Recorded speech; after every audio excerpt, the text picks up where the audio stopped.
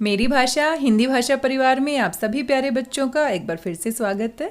आशा करती हूँ आप सभी अपने घरों में स्वस्थ हैं, सुरक्षित हैं और खुश होकर अपनी पढ़ाई कर रहे हैं। प्यारे बच्चों, आज हम पढ़ने वाले हैं हमारी पाठ्य पुस्तक वसंत से पाठ टिकट एल्बम के अभ्यास के प्रश्नोत्तर। टिकट एल्बम पाठ को पिछले वीडियो में हम अच्छे से पढ़ चुके हैं, समझ चुके हैं। आप इसका वीडियो देख सकते हैं।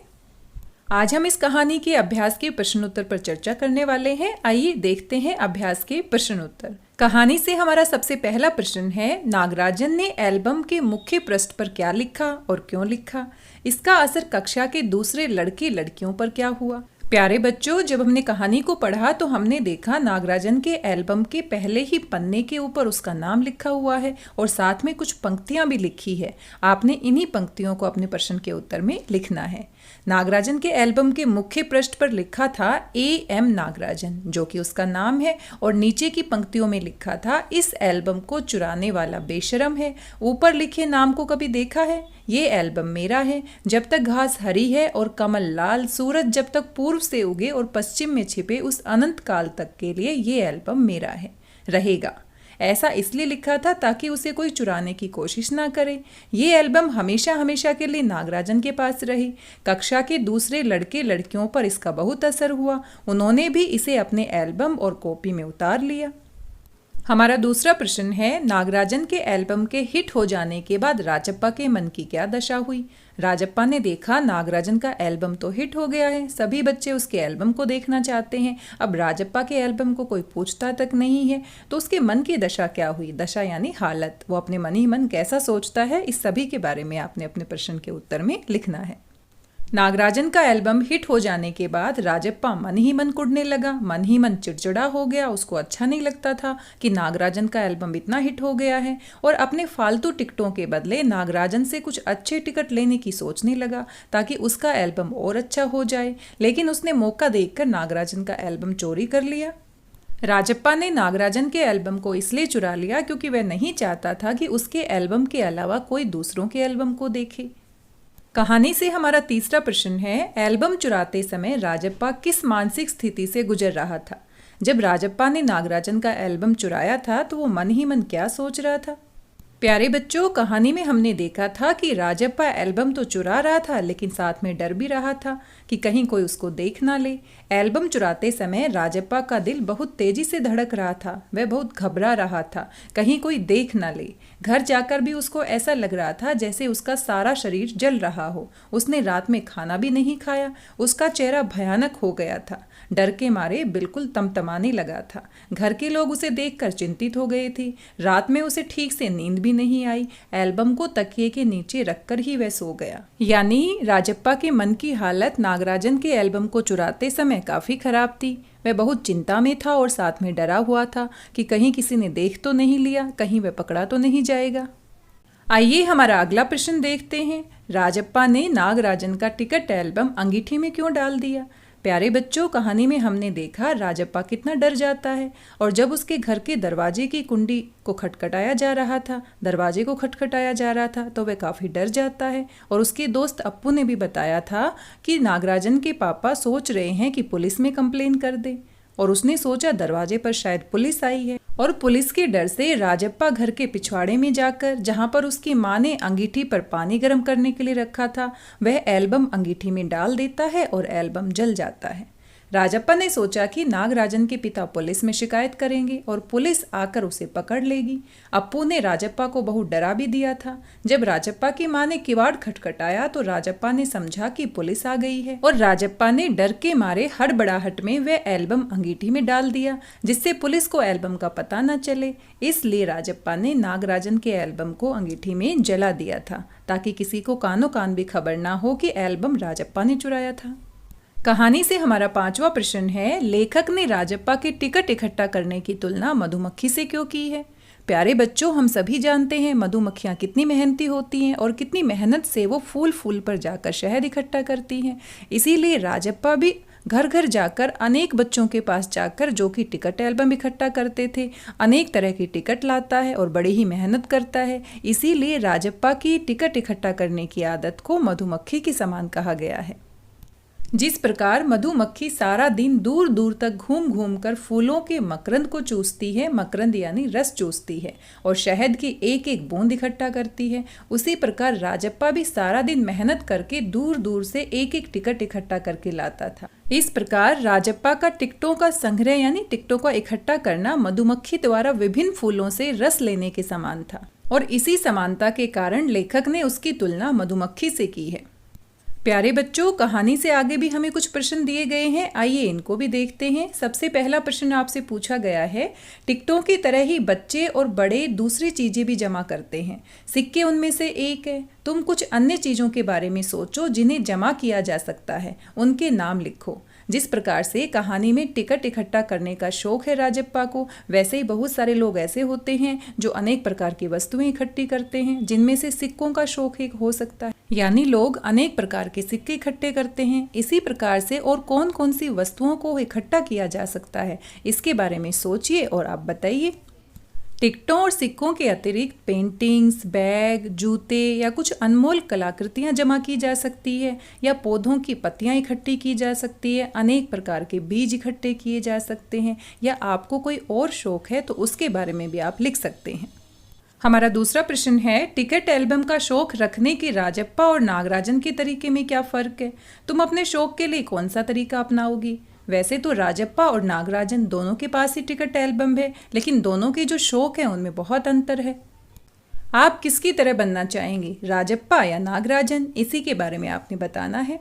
राजप्पा ने टिकट इकट्ठा करने में जी जान लगा दी थी, उसे टिकट इकट्ठा करने की धुन सवार थी, बड़ी मेहनत से उसने अपना एल्बम तैयार किया था। परंतु नागराजन को बैठे बिठाए सुंदर सा एल्बम मिल गया था, जो सिंगापुर से उनके मामा जी ने भेज दिया था।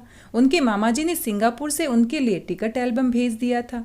उसे टिकट जुटाने में कोई परेशानी नहीं हुई, ना ही उसने राजप्पा की तरह मेहनत की। यदि मुझे टिकट एल्बम बनाना हो तो मैं राजप्पा का तरीका अपनाऊंगा, क्योंकि अपनी मेहनत से कुछ बनाने और बिना मेहनत के पा लेने में फर्क होता है।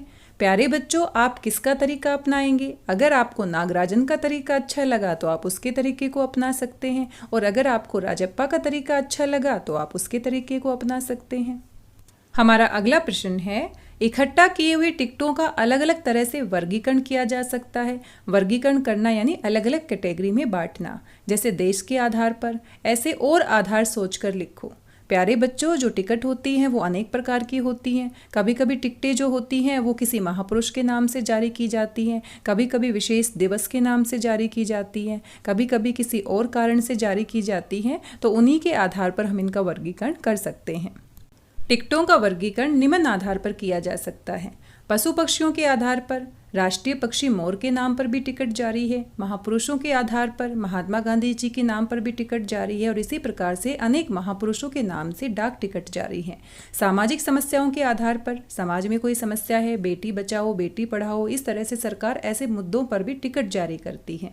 ऐतिहासिक घटनाक्रम के आधार पर, जैसे कि स्वतंत्रता दिवस के आधार पर, या किसी ऐसी घटना के आधार पर जो हमारे इतिहास में बहुत महत्वपूर्ण है। स्वतंत्रता संग्राम के आधार पर भी टिकट का वर्गीकरण हम कर सकते हैं। समय के आधार पर कर सकते हैं, देश के आधार पर भी किया जा सकता है। अनेक देशों की अनेक टिकट होती है।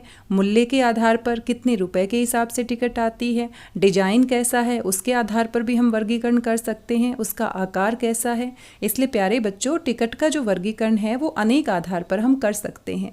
आप इसके बारे में इंटरनेट पर और भी जानकारी इकट्ठी कर सकते हैं। अपने बड़ों से बात करके इसके बारे में और भी महत्वपूर्ण जानकारी इकट्ठी कर सकते हैं। अगला प्रश्न है, कई लोग चीज़ें इकट्ठी करते हैं और Guinness book of world record में अपना नाम दर्ज करवाते हैं। इसके बारे में आपने अच्छे से सुना है। इसके पीछे उनकी क्या प्रेरणा होती होगी? सोचो और अपने दोस्तों से इस पर बातचीत करो। प्यारे बच्चों, Guinness book of world record आप सभी ने सुना है। इसके बारे में बहुत सारे लोग ऐसे होते हैं जो काफ़ी चीज़ें इकट्ठी करते हैं, लेकिन इतनी ज़्यादा मात्रा में इकट्ठी करते हैं कि उनका रिकॉर्ड बना देते हैं। तो ऐसे लोग क्या सोचकर रिकॉर्ड बनाते हैं, इस पर आप बातचीत कर सकते हैं, अपने दोस्तों के साथ चर्चा कर सकते हैं। कभी कभी कुछ लोगों में चीज़ें इकट्ठा करने का शौक अपनी चरम सीमा पर पहुंच जाता है, यानी बहुत ज़्यादा बढ़ जाता है, और वे दुनिया के बाकी लोगों को पीछे छोड़ देते हैं। तब उनका नाम Guinness book of world record में दर्ज किया जाता है। अक्सर प्रसिद्धि पाने की लालसा में लोग इस तरह के काम करते होंगे, क्योंकि उनको प्रसिद्ध होना है, उनका नाम पूरी दुनिया में हो, पूरे विश्व में जाना जाए। यही सोचकर वो ये चीज़ें इकट्ठा करते होंगे और इतनी हद तक इकट्ठा करते होंगे कि उनका नाम Guinness book of world record में दर्ज किया जा सके। प्यारे बच्चों, अगर आपके दिमाग में कोई और नया विचार है तो उसको भी आप अपने प्रश्न के उत्तर में लिख सकते हैं। आइए आगे बढ़ते हैं। अनुमान और कल्पना से कुछ प्रश्न दिए गए हैं। सबसे पहला प्रश्न आपसे पूछा गया है, राजप्पा एल्बम के जलाए जाने की बात नागराजन को क्यों नहीं कह पाता? अगर वह कह देता तो क्या कहानी के अंत पर कुछ फर्क पड़ता? कैसे? आपको कल्पना करनी है, अनुमान लगाना है और इस प्रश्न का उत्तर बताना है। प्यारे बच्चों, अगर राजप्पा नागराजन को बता देता कि उसका एल्बम उसने जलाया है तो कहानी का अंत कुछ और ही होता। राजप्पा नागराजन की नज़रों में गिर जाता, नागराजन राजप्पा को बहुत बुरा मानता और साथ में वो सारी कक्षा में आसपास के लोगों को भी बता देता। इस तरह से कहानी का अंत कुछ और ही होता। लेकिन राजप्पा ने अपनी बात को छुपा लिया है और राजप्पा नागराजन को अपना टिकट एल्बम देकर कितना बड़ा बन गया है। नागराजन को सच में लग रहा है कि राजप्पा कितना अच्छा है, उसने मुझे अपना ही टिकट एल्बम दे दिया है जो कि उसे बहुत पसंद है। इस प्रकार से अगर राजप्पा अपनी चोरी करने की बात और एल्बम जलाने की बात नागराजन से बता देता तो हमारी कहानी का अंत कुछ और ही होता। राजप्पा नागराजन और बाकी बच्चों की नज़रों में गिर जाता। अगला प्रश्न है, कक्षा के बाकी विद्यार्थी स्वयं एल्बम क्यों नहीं बनाते थे? वे राजप्पा और नागराजन के एल्बम के दर्शक मात्र क्यों रह जाते हैं? अपने शिक्षक को बताओ। इसके बारे में आपने सोचना है और अगर आप कक्षा में होते तो आप अपने शिक्षक को बताते, लेकिन यहाँ पर आपको सोचना है और बताना है कि ऐसा क्यों हुआ। कक्षा में बाकी बच्चे एल्बम इसलिए नहीं बनाते होंगे क्योंकि ज़रूरी नहीं सभी बच्चों को टिकट एल्बम बनाने का शौक़ हो, और जिन बच्चों को शौक़ होता भी है तो इतनी मेहनत कौन करेगा जितनी कि राजप्पा ने की थी। इसलिए हो सकता है कि बाकी बच्चे टिकट एल्बम बनाना तो चाहते हों लेकिन वो इतनी मेहनत नहीं करना चाहते या फिर उनको शौक़ ही नहीं होगा। कक्षा में बस एक राजप्पा ही था जिसे टिकट इकट्ठा करने की धुन सवार थी। वह एक एक टिकट इकट्ठा करने के लिए मित्रों के घर के कई चक्कर लगाता था, लेकिन बाकी छात्र इतना मेहनत नहीं करना चाहते थे। इसको बनाने में काफ़ी समय लगता है, मेहनत लगती है, पैसे भी खर्च होते हैं। बाकी छात्र दूसरों के एल्बम को देखकर खुश हो जाते थे। कक्षा में राजप्पा ही ऐसा छात्र था जो बड़ी मेहनत के साथ टिकटें जमा करता था। सभी विद्यार्थियों को नया काम करने का शौक़ नहीं होता, वे अधिक परिश्रम नहीं करना चाहते, वे दूसरों की वस्तुओं को देखकर ही खुश हो जाते हैं। तो कुछ विद्यार्थी ऐसे होते हैं जो इतनी मेहनत नहीं कर पाते हैं या उनको शौक ही नहीं होता है, इसीलिए उन्होंने राजप्पा और नागराजन की तरह अपना टिकट एल्बम नहीं बनाया होगा। या फिर अपना टिकट एल्बम बनाने की सोचते तो होंगे लेकिन बना नहीं पाते होंगे। उसका कोई भी कारण हो सकता है, या तो वो मेहनत नहीं करना चाहते या कैसे बनाया जाएगा उनके मन में काफ़ी सवाल होते होंगे, या आपके मन में कोई नया विचार है तो आप उसके बारे में भी लिख सकते हैं। आइए आगे बढ़ते हैं। भाषा की बात। भाषा की बात से हमारा पहला प्रश्न है, निम्नलिखित शब्दों को कहानी में ढूंढकर उनका अर्थ समझो। अब स्वयं सोचकर इनसे वाक्य बनाओ। कहानी में हमने अनेक नए शब्दों को देखा था, जैसे कि खोसना, जमघट, टटोलना, कुड़ना, ठहाका, अगवा, पुचकारना, खलना, हेकड़ी, तारीफ। ये सभी शब्द आपने कहानी के दौरान देखे हैं। इनके अर्थ का पता लगाइए और साथ में एक एक वाक्य भी बनाइए। पहला शब्द है खोसना। खोसना यानी छिपाकर रख लेना। नैना ने अपनी कलम को बालों में खोस लिया। जमघट, जमघट होती है भीड़। सड़क के किनारे जमघट लगा था, सड़क के किनारे लोगों की भीड़ लगी थी। टटोलना, टटोलना यानी ढूंढना या खोजना। पैसे मांगे जाने पर रोहित ने अपनी जेब टटोलना शुरू कर दिया। कुड़ना, कुड़ना यानी मन ही मन नाराज होना या किसी पर गुस्सा होना। मोहित के ज़्यादा नंबर आने से रोहन उससे कुड़ने लगा। ठहाका, जोर से हंसना। चुटकुला सुनकर लोग ठहाका मारकर हंसने लगे। अगवा, आगे चलने वाला। राम खेल में अपनी कक्षा का अगवा बना। पुचकारना, वह बच्चों को पुचकारने में लगा है। पुचकारना यानी कि प्यार से बुलाना, सांत्वना देना।